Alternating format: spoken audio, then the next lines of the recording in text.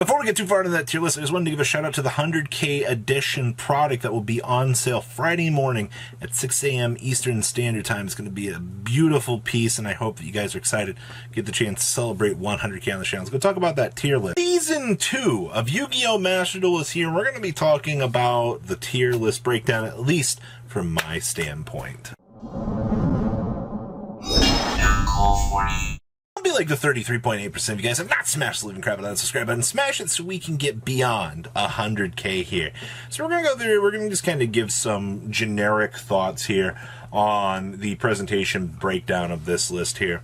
So first deck we're going to be plugging in here is going to be ABC. Now Dragon Buster is at 1 in this game, so I'm going to be a little bit harsh, and we're going to put it in LOL for now.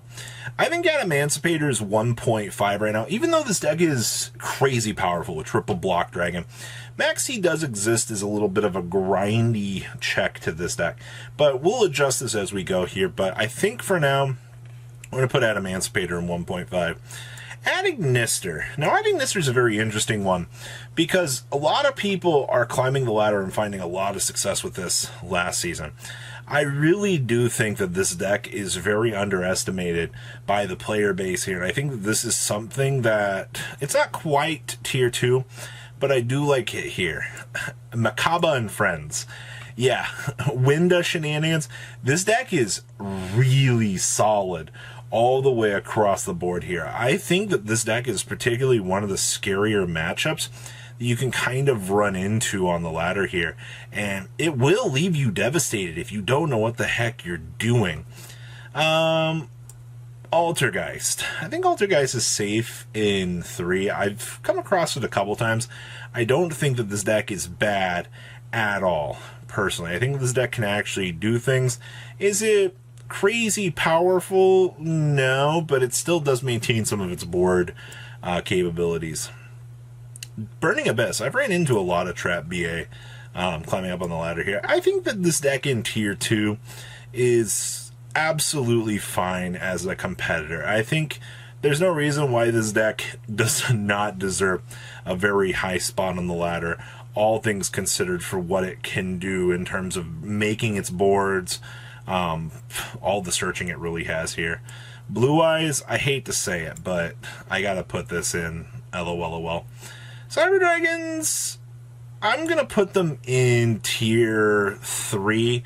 We can come back and revisit this though. I mean, the contacting options are here, but it's not crazy powerful in my opinion. Dark Magician, I'm also gonna put in LOL. It's not meta, ladies and gentlemen. It doesn't warp and do things the way that we think it will. Alright, now, DDD. I've played against this deck on the ladder. This deck is scary as crap if uninterrupted. Holy crap!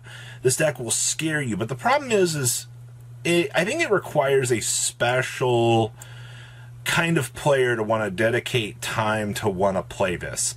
But I genuinely think with all of my heart, though, that this deck is one of the craziest rogue picks in the game. And especially if you can open up consistently build these huge boards with it, it's a crazy powerhouse to me, ladies and gentlemen. I mean that I'm going to put it in 1.5 for now.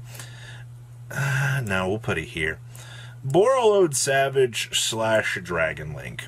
Dragon Link in this game kind of feels a little bit subpar, and that's not necessarily a bad thing. I still think that what this deck can do is very, very powerful. I think it does some wonderfully crazy boards at the end of the day, but it feels a little bit lackluster in here compared to the powerhouses that are like Drytron. Dragon Maid. Now this is another interesting one. So Dragon Maid, in terms of a power scaling of a deck, it's a very good control deck. Absolutely. This deck can get you to plat if you really want it to.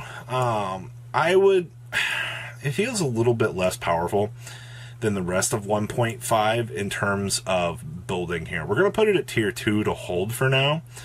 Drytron, I feel like, is the undisputed best deck on this platform. Holy crap. When that deck goes, ladies and gentlemen, it is crazy just how annoyingly powerful that this deck is. And by far, as I said, it is what feels like one of the best decks in the room. Eldritch, same thing here. Eldritch is for sure tier 1 in this game. The power that is present in these back row decks is nuts to me, man. I can't believe that this stuff is legal. Is this Dark Warrior? I believe that this would be Dark Warrior Toolbox. I'm going to put this in tier 2 here. It's got some options that it can really do here, but it just kind of feels, once again, a little bit lackluster. Infernity, or Infernoid, we have to put this at tier 2, right? Because grass exists in the format, and there's no reason for this not to be tier 3, in my opinion, right? Or not to, should be tier 2 for Rogue, absolutely. Cosmo, I'm going to put Cosmo in tier 3. It can do things. Is it like crazy powerful? No. I think it's very much dependent on that Rogue category, and it can do well. Grand Manju, oh my god. This deck, like, it definitely is tier 2 in my opinion. This deck does so much stupid stuff, ladies and gentlemen. Like, it's by far the definition of annoy the crap out of the opponent here. Mech Knight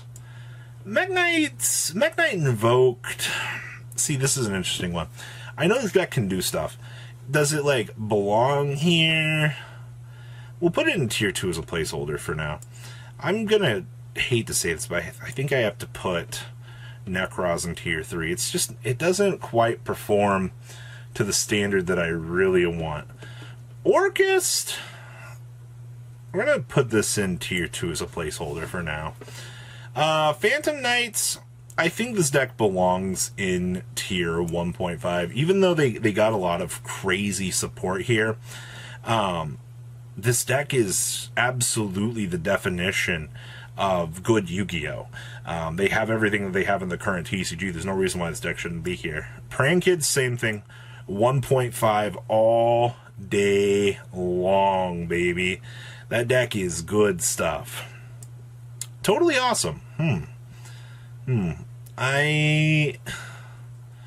So this would be basically Paleozoic grass mill decks. I think we're gonna put it here for now. Spiral, we're gonna make an adjustment here. I think we're gonna move Dragon Maid up to 1.5. I think we're also going to move this up here, just for the sake of what these two decks can do. Spiral, can I have it my way, and can I say this is 1.5? See, this is an interesting one, because I think Spiral, to the right player, the deck is nuts. Alright, like, the deck's combo ceiling is immense, but it takes one interruption to kind of break it. I think the trade-off for the players that are dedicated to this deck are absolute masters of it. Might revise and push into tier 2, but I think the deck is solid at where it is. Thunder, I unfortunately think that Thunder probably should be in here. Colossus Turbo is really good. Trap Tricks, I think we're going to put in the Rogue category. Even though the deck is good, it kind of falls to some of the more random stuff. Try is for sure tier 1. There's no doubt in my mind about that. Bird Anything is just an overall good deck. Evil Twins without Evil Twin stuff, I don't know, it feels inherently worse than everything else in tier 2. I guess it can go in tier 2. Virtual World is absolutely tier 1. If you argue that, you're nuts. VFD is a hell of a card. Holy crap. Black Wings, I'm going to put down here. Actually, I'm going to put them in tier 3. They do have some cool potential. There's no reason why this deck shouldn't be higher. Is this just generic Cyverse? If this is like Code Talker, then I could see it, but if this represents anything else, if it's not representing Code Talker, I'll move it, but if it does. Dinosaur, I don't know. I've played against this deck on the ladder. It doesn't feel good. Kind of stinks, actually. Next up here is Frightfur. This goes in tier 3, right? Like, no doubt in my mind about that. I don't think anybody's going to argue with that. It's good. It has whale. Alright, it can do stuff, but like, I don't know. Ooh, tier 2? Yeah, go with tier 2 here. Next up is Lightsworn. I mean, they have grass. I would say that Lightsworn can go in tier 3. I've seen some cool stuff. Luna Lights. Technically, this is tier 2. This is like mid-tier 2, in my opinion. We'll put it here. I think the deck's good. But Olshay, I also think is tier 2. You have to understand, like, when you get this many, like, playable tier 2 decks here, you have to understand that, like, the way that the format shifts, all things considered here, that there are many options. Monarchs, fortunately, I think it's tier 3. The deck isn't solid enough to really compete. Pendulum Magician, we're gonna... Starving Venomy FTK is a very real deck. I think it deserves to be like tier 1 because in a 1-on-1 format where you can't do anything, the deck will steal free victories from you. And you're gonna wonder what's going on here. Trains? Tier 3, right? Yeah. Rongo Bongo Turbo. Rongo Bongo is a good card, but I don't think it really warrants a super high position, honestly. Salad. Now, Salad's another interesting one. I get that this deck can do stuff, but I think it's also in the tier 2 category for what it can do. I've had no problems with Salad matchups. Shadal, this would be without Invoked, so probably going to lump it into tier 2 here, unfortunately. Striker is for sure borderline 1.5. It is one of the better 1.5 decks, for sure, because of power. Guru, this is tier 3 for sure. What? I understand that this is a good deck. I'm going to put it in lower tier 2, though. The whole True Draco engine just kind of still feels short to me for what it can do. I think it's good, but like it's not that crazy. Dark Law is... I've seen people have success with it. I'm going to put it in tier 2 for now. It's not amazing by any stretch of the imagination. Red Eyes, lol. Straight down here with these. That's not playable at all. Bird Up Lyricalisk. I think it's right about here in 1.5. Regular Try just feels better to me. Zombies. I don't know why we're trying to play Necro Banshee in this format. And then we're going to put Zoo in borderline tier 1 because like the control aspect of this, I feel like you toggle between Striker and this. Like this really depends. Like Striker feels like a very powerful deck, and then you would probably go at this point. I think Striker as a control deck is just a massive powerhouse in this format. But I think this is what we're gonna go with here for our tier list. And in terms of a lot of explaining and things here, tier 1 is like the absolute best. 1.5 to me are those decks that are better than the rest of the curve versus Rogue. Tier 2 is where I start Rogue, but when you look at 1.5, these decks are still meta contenders. They do things in the game that really kind of push things to a crazier level here. So that's just kind of my thoughts on this. Guys, what do you think? Please leave a comment down. Tell me what you guys think. Please make sure you smash the like crap out of that subscribe button. I'll see your beautiful faces back here later and do some more cool ass content. Peace out, guys. Patrons, thank you.